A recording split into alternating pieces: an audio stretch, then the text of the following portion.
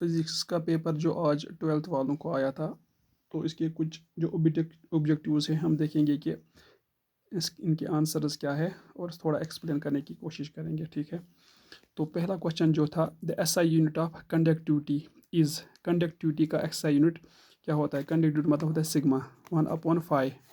इसकी जो इसका जो यूनिट है वो है सीमेन पर मीटर, और इसको हम ऐसे भी लिख सकते हैं पर ओम पर मीटर, और उसको हम ऐसे भी लिख सकते हैं पर ओम का मतलब होता है मोह पर मीटर। दैट मीन इसका यूनिट जो है वो है मोह पर मीटर।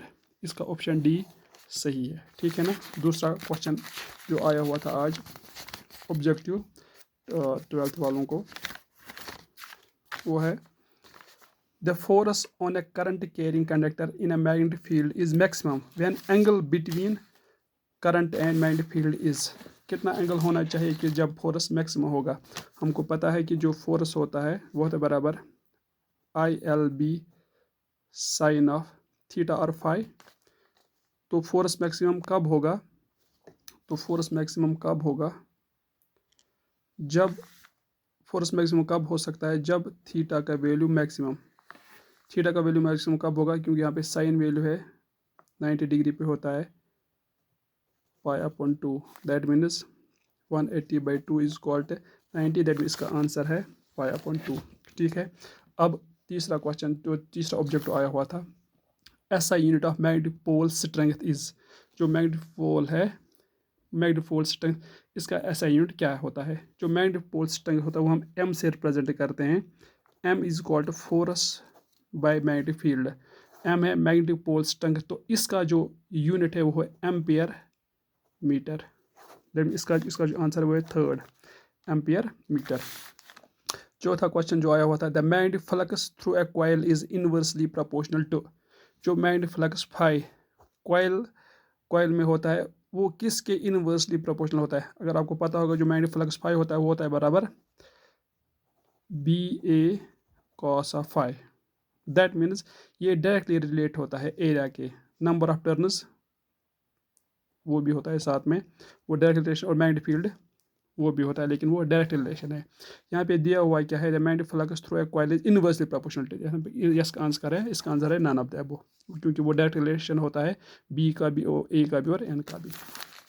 इसके बाद जो 5 ऑब्जेक्ट आया हुआ था, who was the first to demonstrate the existence of electromagnetic waves, कौन था जिसने डिमॉन्स्ट्रेट किया इलेक्ट्रोमैग्नेटिक वेव्स पहली बार? वो पहली बार किया था 1881 में हर्ट्ज ने। इसका आंसर है हर्ट्ज।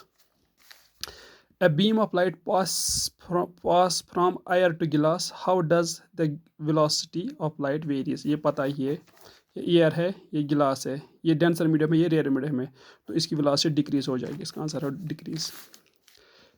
इट मे डिक्रीज और इंक्रीज, ये उसका आंसर ऊपर वाले का आंसर है। The final image of an astronomical telescope with respect to object is, आपने एस्ट्रोनॉमिकल टेलीस्कोप पढ़ा होगा, जो फाइनल इमेज आती है वो आती है एक वर्चुअल, इसके साथ ही आती है इन्वर्टेड, इसके साथ ही आती है मैग्नीफाइड।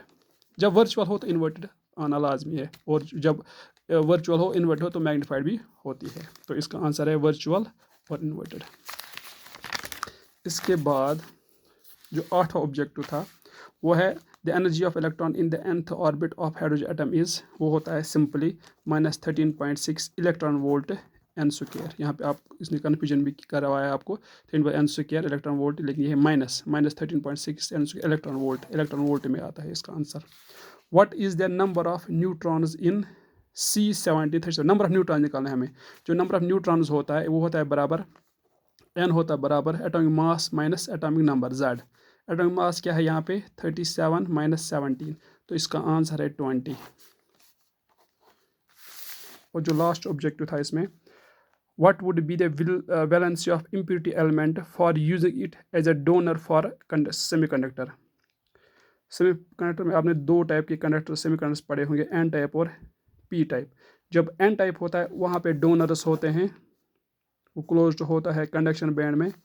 जब डोनर्स होते हैं वो एन टाइप में होते हैं। एन टाइप में हमेशा हम पेंटावैलेंट इम्प्योरिटी ऐड करते हैं, दैट मीन्स यहाँ पे इसका आंसर है 5, क्योंकि एन टाइप में हम पेंटावेलेंट इम्प्योरिटी ऐड करते हैं। ये कुछ न्यूमेरिकल जो ये कुछ ऑब्जेक्टिव क्वेश्चन आए थे, आप देख लेना कि किसने कितने सही किए हैं। Thank you.